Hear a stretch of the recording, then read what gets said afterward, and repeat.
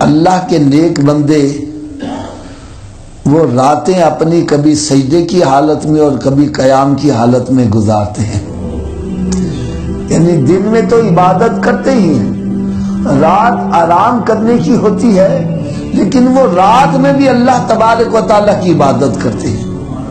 یہاں میں ایک بات عرض کرنا ضروری سمجھوں گا. اللہ تعالیٰ ہم سب کو تہجد کی نماز ادا کرنے کی توفیق عطا فرمائے. نفل نمازوں میں سب سے افضل نماز تہجد کی نماز ہے. فرض نماز کے بعد سب سے افضل یہ تہجد کی نماز ہے. اس کی فضیلت اس وجہ سے ہے کہ دن کے اندر جو ہم نماز ادا کرتے ہیں، مثلا فجر، ظہر، عصر، مغرب، عشاء، اس میں بندے کے دل میں دکھاوا، ریاکاری آ سکتی ہے. لوگ مجھے دیکھ رہے ہیں، لیکن تہجد میں جو اٹھتا ہے تو وہ کس کو دکھانے کے لیے اٹھتا ہے؟ وہ صرف اللہ کی رضا کے لیے اٹھتا ہے. اس لیے تہجد کی نماز کا مقام بہت افضل ہے، بہت اعلیٰ ہے. حدیث پاک میں آتا ہے جو بندہ تہجد کی نماز کا عادی ہے وہ بغیر حساب کتاب کے ہی جنت میں جائے گا. تو ویسے میں ایک چھوٹی سی ریکویسٹ کروں گا، آج کل راتیں کافی لمبی ہیں.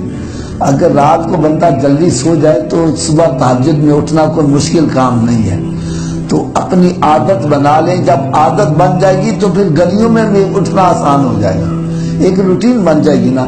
بہرحال جو اللہ کے نیک بندے ہیں وہ فرائض واجبات ادا کرنے کے باوجود وہ نوافل کی بھی کثرت کرتے ہیں.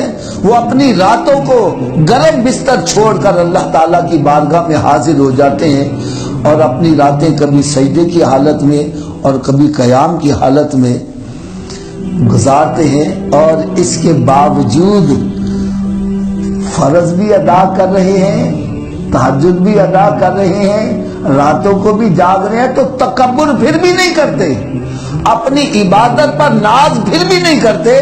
پھر بھی وہ اللہ تعالیٰ کی بارگاہ میں گڑ گڑاتے ہیں، یا اللہ ہمیں دوزخ کی عذاب سے بچا کے رکھنا.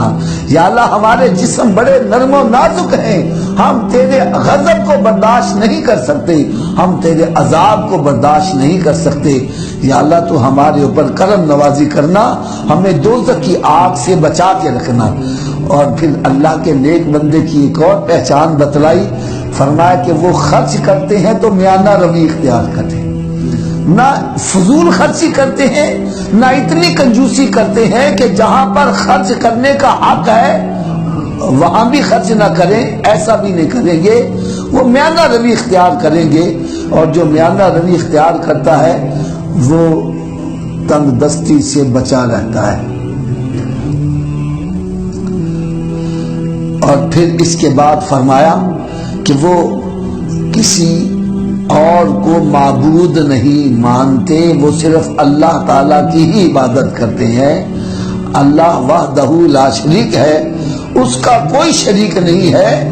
اور اس کے علاوہ وہ کسی بندے کو ناحق قتل نہیں کرتے. قتل ناحق یہ بہت بڑا جرم ہے. قیامت کے روز سب سے پہلے اسی کا حساب ہوگا.